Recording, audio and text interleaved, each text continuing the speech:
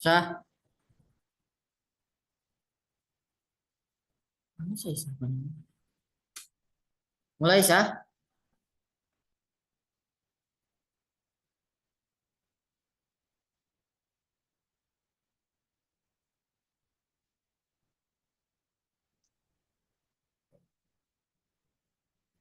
Kelompok dua, dua nada Umer.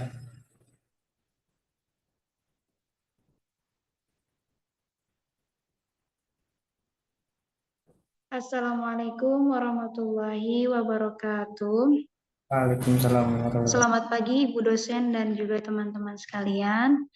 Rabbi shrah li sadri wa yassir li amri wahlul 'uqdatam min lisani yafqahu qawli. Amma ba'du. Semoga kita semua dalam keadaan sehat walafiat semuanya, amin. Izinkan kami dari kelompok 2 ingin mempresentasikan tugas kami, yaitu mengenai lembaga keuangan. Ya, mungkin bisa dilanjut oleh teman saya, Muhammad Ihya.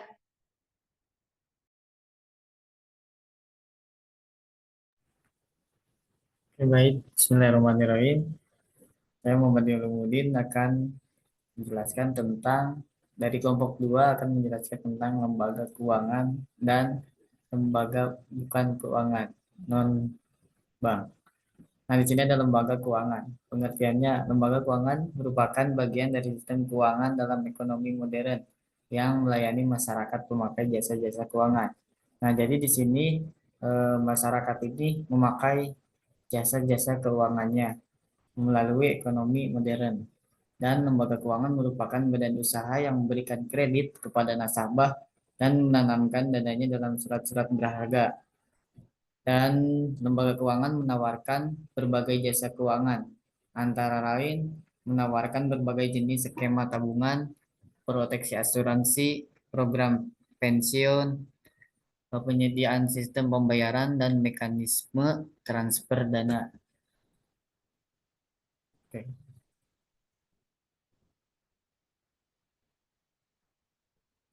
Di sini ada fungsi dan peran dalam lembaga keuangan. Fungsi dari lembaga keuangan yaitu melancarkan pertukaran produk, produk barang dan jasa dengan menggunakan uang dan instrumen kredit. Jadi fungsinya ini yang pertama ada produk barang dan jasa ini ditukar menggunakan uang atau menggunakan instrumen kredit. Yang kedua ada menghimpun dana dari masyarakat dalam bentuk simpanan dan menyalurkannya ke masyarakat dalam bentuk pinjaman. Jadi bank ini menghimpun dana ke masyarakat dalam bentuk simpanan dan disalurkan lagi ke masyarakat dalam bentuk pinjaman. Yang ketiga ada memberikan pengetahuan dan informasi. Dan yang keempat ada memberi jaminan. Dan yang kelima ada menciptakan dan memberikan likuiditas. Apa sih likuiditas itu? Likuiditas itu adalah pencairan dana. Nah, yang kedua ada peranan. Peran dari lembaga keuangan. Yang pertama yaitu berkaitan dengan peranan lembaga keuangan dalam mekanisme pembayaran antara pelaku-pelaku ekonomi sebagai akibat transaksi yang mereka lakukan atau disebut dengan transmission role. Dan yang kedua ada berkaitan dengan pemberian fasilitas mengenai aliran dana dari pihak yang kelebihan dana ke pihak yang membutuhkan dana. Dan yang ketiga ada lembaga keuangan dalam mengurangi kemungkinan resiko yang ditanggung pemilik dana atau penabung. Nah, itu ada peranan-peranan dari lembaga keuangan. Oke, selanjutnya ada pengelompokan lembaga keuangan.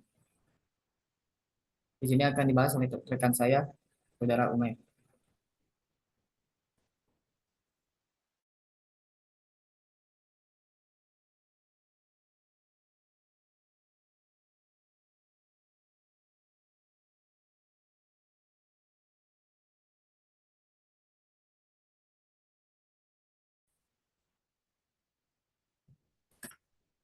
Baik, saya lanjutkan untuk melanjutkan dari apa yang diberikan iya, saudara izin. Baik, lalu selanjutnya di sini ada pengelompokan lembaga keuangan. Jadi pengelompokan lembaga keuangan ini eh, ada dua, yaitu ada yang pertama ada lembaga keuangan bank atau biasa disebut LKB. Lalu yang kedua ada lembaga keuangan bukan bank. ya ya ya atau biasa disebut LKBB. Ini kurang ini kayak dalam penulisan. Lalu selanjutnya yang kedua ada lembaga keuangan bank. Yang dimaksud lembaga keuangan bank adalah menurut Undang-Undang Republik Indonesia nomor 10 tahun 1998 tanggal 10 November. Bank adalah usaha yang menghimpun dana dari masyarakat dalam bentuk simpanan dan menyalurkan kepada masyarakat dalam bentuk kredit atau bentuk-bentuk lainnya dalam rangka meningkatkan taraf hidup rakyat bank. Lalu ada eh, ini lagi teori dari menurut OP Simorangkir pada tahun 1985.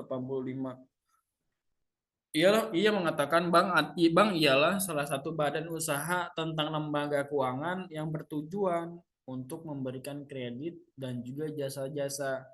Terdapat juga pemberian kredit tersebut dilakukan sebagai jalan memberedakan alat-alat pembayaran bank yang berupa uang giral. Nah, selanjutnya fungsi bank. Fungsi bank di sini adalah secara umum fungsi bank adalah menghimpun dana dari masyarakat dan menyalurkan kembali kepada masyarakat untuk berbagai tujuan atau sebagai financial intermediary. Atau secara lebih spesifik ya, bank dapat berfungsi sebagai agent of trust, agent of development, dan agent of service. Jenis bank. Yang pertama, bank sentral. Bank sentral adalah bank yang didirikan berdasarkan Undang-Undang Nomor 13 Tahun 1968 yang memiliki tugas untuk mengatur peredaran uang, mengatur pengarahan dana-dana, mengatur perbankan, mengatur perkreditan, menjaga stabilitas mata uang, atau mengajukan percetakan atau penambahan mata uang rupiah dan lain sebagainya. Fungsi bank dan peran bank sentral terbagi menjadi 7. Yang pertama adalah memperlancar lalu lintas pembayaran. Lalu yang kedua sebagai bankir, agen dan penasihat pemerintah. Yang ketiga memelihara cadangan atau cash reserves bank umum. Lalu yang keempat ada memelihara manajemen cadangan devisa negara. Lalu selanjutnya sebagai bankers bank dan leader of last resort. Lalu selanjutnya ada mengawasi kredit. Lalu yang terakhir mengawasi bank atau biasa disebut bank supervision. Lalu yang kedua ada bank umum.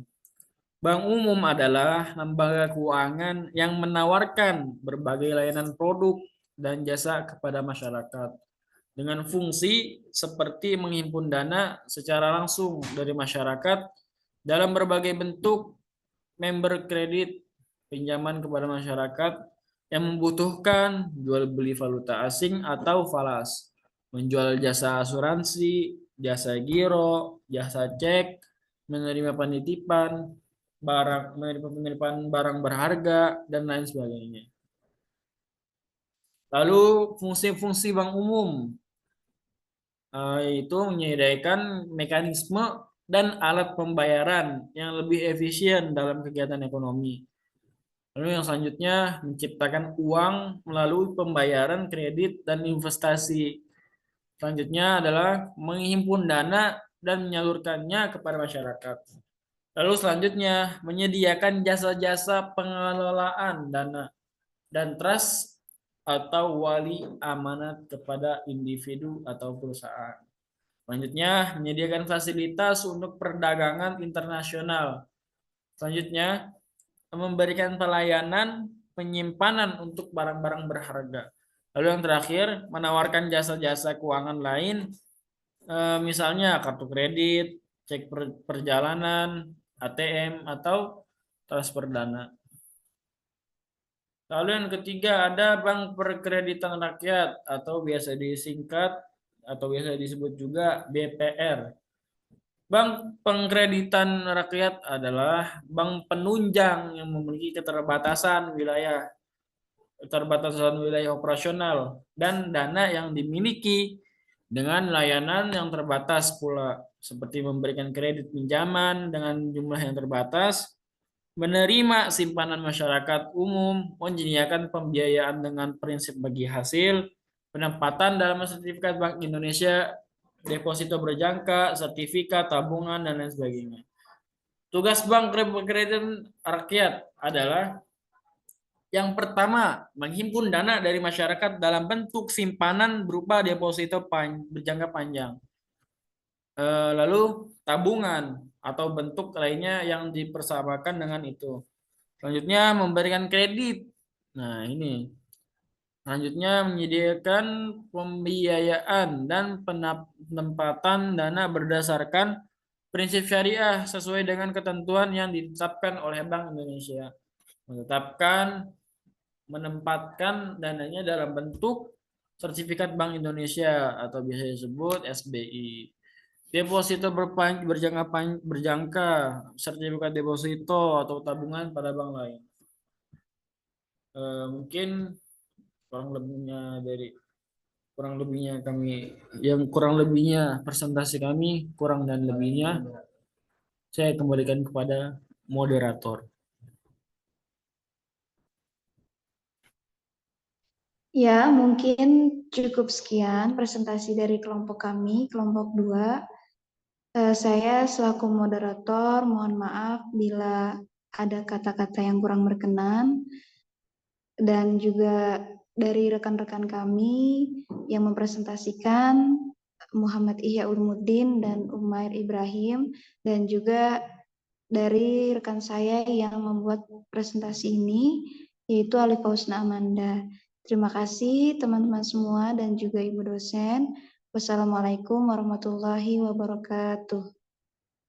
Waalaikumsalam warahmatullahi wabarakatuh.